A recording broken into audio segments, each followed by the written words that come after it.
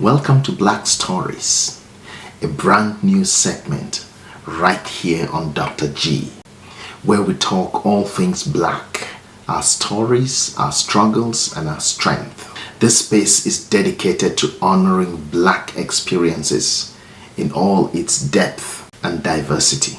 I'll be sitting down with elders in our community. I'll be talking with black thought leaders and exploring the conversations that many of us have privately, but now we're bringing them to the forefront. Today, we're kicking off things with a conversation that hits home. And I've invited this legend to help us set the tone for everything that's to come. So pull up your seats. This is Black Stories. This is our space to speak, to reflect, to heal, and to grow. Now join me in welcoming the legend who will help us in setting the tone for our conversation today. I always wondered when I went to church on Sundays. I've always been I'm not just a boxer. I do a lot of reading, a lot of studying. I ask questions. I travel these countries. I watch how people live, and I learn. And I always ask my mother, I said, Mother, how come is everything white? I said, why is Jesus white with blonde hair and blue eyes? Why is the Lord's Supper all white men? Angels are white, Pope and Mary and even the angels. I said, Mother, when we die, do we go to heaven? She said, naturally we go to heaven. I said, well, what happened to all the black angels when they took the pictures? So anyway, I was always curious. I always wondered why. Tarzan is the king of the jungle in Africa. He was white. I said, Mama, why is everything white? I always wondered, and the president, and everything was white. Santa Claus was white, and everything bad was black. The little ugly duckling was the black duck, and the black cat was the bad luck. And if I threaten you, I'm going to blackmail you. I said, Mama, why don't they call it white male? They lied. This is when I knew something was wrong. Today I want us to talk about something that I found, and most of you might be familiar with it, but most of you may not be. If you're a Christian, if you're somebody in the church, probably you've heard about it. For me, I've been in the church and I'm a Christian since I was born, and I only found out about it today. And this is called the 6 colors of salvation. Now, if you've not heard about it, try and look it up. If you have heard about it, let me know what it speaks to you. But I was visiting a Christian institution today where they train kids about the Bible, And as I walk into the building, I found something on the wall that caught my attention because I had never seen it before, and it read the 6 colors of salvation. And I was like, this is cool. I checked it out, but when I looked at it again, I was like, wait a minute, something looks off. And yes, something really looked off, because the 6 colors of salvation read something to me which made me a little bit uncomfortable, especially given that this was a program for kids. It said black equals sin. It said red equals the blood of Christ. It said blue equals baptism. It said green equals Christian growth. And it said white equals purity. It said yellow equals heaven. And that made me wonder for a second. This was meant to simplify the gospel to children, and I know it's been used for so many years in Sunday schools, in vacation Bible schools, and even in mission, and it's currently still being used today. In fact, the fact that I found it in that building means that it's still being used today to train our kids about the Bible in a simple way. And while we're talking Black Stories, let me introduce you to the sponsor of today's video. What happens to a people when their stories are stolen, their names rewritten, and their roots scattered across oceans. What does it mean to be black and not belong anywhere? Fractured Identities, the war on blackness and belonging, is more than a book. It's a reckoning with truth, migration, race, and what it means to belong, to be accepted. Written with raw power by Dr. John Ewu, Fractured Identities speaks to those who have ever felt erased or misnamed. The sponsor of today's video is me. And I want to introduce you to my book called Fractured Identities, the War on Blackness and Belonging. Now, if you're a black person living in the United States, in Africa, in the Caribbean, in Latin America, make sure you get a copy of this book, because this book unpacks our origin, our history, our stories, and it takes us back home to where we belong. It takes us back to who we have always been. This book will be used at some point in this segment, so please grab your copy, because this is a journey together. You can find this book on Amazon, and I'll drop the link in the description. Written by yours truly, Dr. John Ewu. So when I looked at it again, something felt off. In a world where black and white are not just colors but racial identities, it made me wonder, what are we really teaching our children when we say black equals sin and white equals purity? And that left me thinking the whole time. And even as I drove back home, I kept wondering, where is this coming from? How come I've never heard of it? Especially because the 6 colors of salvation are meant to explain core elements of our faith, of the Christian faith, to children. The message is we're born into sin, which has a black representation. We're saved through the blood of Christ, which of course has a red representation. We are baptized, blue representation. We are made pure, white representation. We begin to grow in faith, green representation. And one day, hopefully, we'll go to heaven, yellow representation. This sounds very simple, and maybe it's effective. But hold on, let's take a closer look. I mean, in simple theory, black and white are just colors. Simple as that, just colors. And in fact, in some cases, black is considered a superior color. It's considered, if you own a black car, if you have a black object, if you have a black gadget, if you have a black table, it's considered very superior. White equally is considered a superior color. And so, just from a face value, from the surface, these are just colors. Or you can say just symbols. But in reality, black and white are loaded with cultural meaning, especially in a world that is shaped by racial history.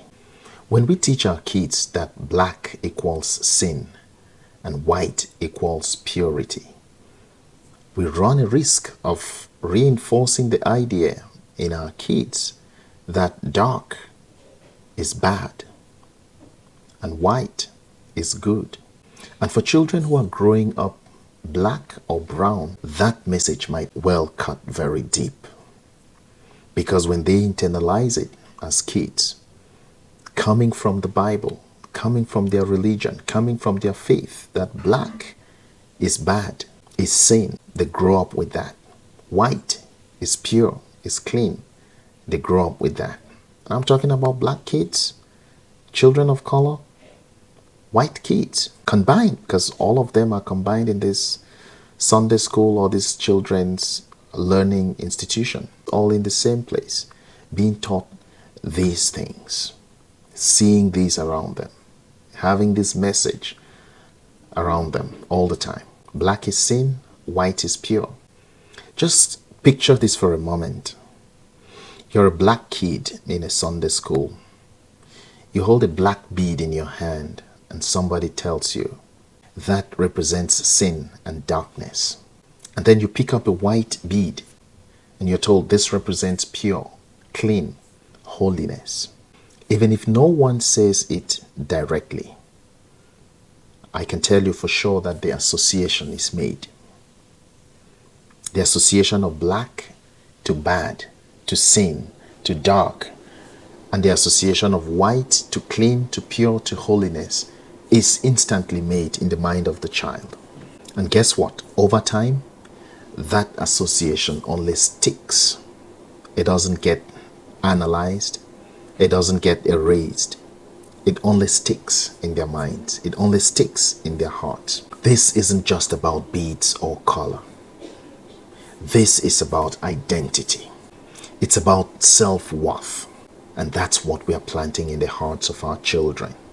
That's exactly what we are planting in the hearts of our children at the very foundation of their development, at the very foundation of their Christian faith. And you see, there is something about teaching something to a child from the point of faith, from the point of scripture, from the point of religion, from the point of the Bible. There are no questions about that kind of teaching. You only grow knowing that black is sin, white is pure. And that remains in your mind. There's no departing from it. Because even the scripture says, train the child the way they must grow, and they will never depart from it. So when we train our kids with those colors that are meant to just be simple symbols, and we forget about the environment where we live in, about the racial identities that we are building in our children, there is a problem. And that's where I take issues with the 6 colors of salvation. I had to research about it. And to be honest, I'll be fair. This did not start as a racial thing at all. It never started as a racial thing.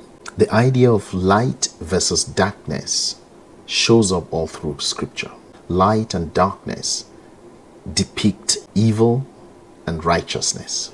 And even in ancient cultures, when we talk about light, we talk about purity. When we talk about darkness, we talk about sin, we talk about evil. And so this did not start as a racial thing at all. Darkness often represented evil or chaos, while light represented the presence of God, truth, purity, goodness, guidance, and you can name it. But here is the thing. When race became connected to skin color during colonization and slavery, these metaphors took on dangerous new meanings. They no longer represented mere symbols and metaphors in theoretical terms. They took on new meanings which were very dangerous to human beings, especially those who were dark-skinned. And guess what? The church, especially in the West, never adjusted its language despite the danger that presented during colonization and slavery. Western church never bothered to change its language in the representation of sin, in the representation of evil, in the representation of light, and all that it presents. And so we kept using colors to teach the Bible, to teach the gospel, without realizing the racial implication it has in our modern context. The enslavers used to pray side by side the sheep that carried enslaved people. They used to preach the gospel of obedience to the enslaved people and completely ignore the gospel of freedom, the gospel of letting my people go. Love your neighbor as yourself. That part of the scripture was completely ignored, while slaves honor your master was emphasized. This is how Christianity was preached in the time of slavery. Black people, they were seen as less human, dark. Everything about them was bad, was evil, was sinful. And so they needed to be used by white people who were considered pure. The fact that the church never changed its language in the context of this racial disparity and racial identity is a problem that still continues and persists today. A problem that made me take issue with the 6 colors of salvation that I found on the wall of a place meant to train children about the gospel. A place meant to simplify the gospel to children. The language is not changed despite the reality of our racial identities today. And I'll be honest with you, in all fairness, in my research, I found that this was developed by a guy called Charles Spurgeon. He was a Baptist preacher. I hope I pronounced the name well, but that's not really the case. Just check it out. He was a Baptist preacher, and by all means, this guy denounced slavery. This guy was even haunted by white people in the South, here in the United States, because of his outright denouncement of slavery. He had nothing to do with slaveholders, and he was very vocal about it. And so he was really hated by people in America. He was a British guy. He was hated by people in America. In fact, there were Christians in the South who haunted him, and they just said, we wish we can get him here so we can hang him. And part of the reason is because he came out very vocal when John Brown was hung, was executed because of kicking against slavery in the United States. He came up with this in about 1866. This date may just sound like another date to you, but 1866 came just after the abolition of slave trade. 1866 has a lot of racial meaning to it. And this is the time when this concept of the 6 colors of salvation was created in a letter that he wrote, or a book that he wrote. And this was to be used to simplify the gospel to children. Now, I want to let you know that this is the time when racial identity was really strong. Black people represented something evil. Black people represented something worthless. Black people represented something that should be used and even destroyed. Something that was not human. And this is the environment in which Charles grew up. This is the environment and context with which he wrote this book. And since 1866, nobody dared to change the language of the 6 colors of salvation. Nobody has ever raised a finger to say, hey, black cannot continue to be used to mean sin, to mean evil, especially in a racialized context where we live in currently. Language needs to be changed.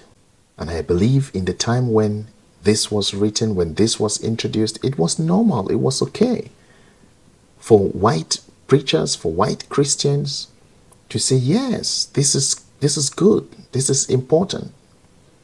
To teach people, this simplifies the scripture. It makes it simple for people to believe that black equal to sin. It resonated with so many people. But what does that mean today? What does that mean to your kid who walks into that room every day going for Sunday school? That kid who walks into that room every day holding that bead in the hand, a black bead, a white bead, and all they can think of is the black one is sin, the white one is holiness, is purity, is clean. What does that mean to your child when they walk into that room every day and internalize this kind of gospel? And I'll be honest with you, most churches that use the 6 colors of salvation, they are not being racist at all. Let's be fair, they are not trying to be racist. No, that's not the intention. Nobody is thinking of it even. But guess what? This is not about intent. This is about impact. We must go beyond the intention of what we teach our kids to the impact it has in their lives, in the context, in the society that they live in. And so when we keep linking the color black to sin, filth, punishment, and the color white to holiness, God, goodness, purity, the danger may be unintentional, but that doesn't mean it's not real. This can reinforce internalized racism, especially because we are planting these in the minds of our children at a very tender age. And it's coming from the church, it's gospel. So we have to really look at the impact of what we do. We must go beyond the intention, especially in context, especially given our environment. This can lead to confusion. It can lead to shame and emotional distance from the faith, especially from children of color. So what's the solution? Do we throw out the 6 colors of salvation altogether? Maybe. Or maybe we need to reframe how we teach spiritual truth, especially to our children. We must be aware of the environment that we live in. We must be aware of the context that we live in. We must be aware of not just the intention of what we teach, but the implication. So maybe we should reframe the way we teach spiritual truth to these kids. And here are some few ideas which you're probably already thinking of right now. Use neutral colors to represent sin. You could use gray instead of linking it to skin tone. Dark skin, black person, black skin. Use neutral colors. However you want to use it. Whatever color you want to call it. But it doesn't have to be black. It doesn't have to be dark. Just because the context of our racial identities gives a very different signal to the color black equals sin, equals danger, equals punishment, equals darkness. Encourage lessons that show the beauty of diversity in God's creation. Whether you're black, white, green, red, blue, yellow, you are all God's creation. Encourage lessons that show the beauty of this diversity in God's creation. And as parents and teachers, or Christian leaders, priests, pastors, we must learn to teach faith in ways that promote dignity, not confusion, not shame, not insensitivity. When we teach faith to our children, we must be promoting dignity, not lead them to thinking that black is sin, is evil, is punishment, and white is purity, is clean, is holiness. That goes a long way to promote shame. That goes a long way to confuse these children. It doesn't dignify the black children and children of color in that particular lesson class. It doesn't dignify them at all. So we must be able to reframe the way we teach our children, especially in these church circles. And if your church or your ministry is still using the 6 colors of salvation, maybe it's time for you to ask the question, is there a better way to explain God's love to kids without using the old-fashioned method of racial identity, of racial binaries?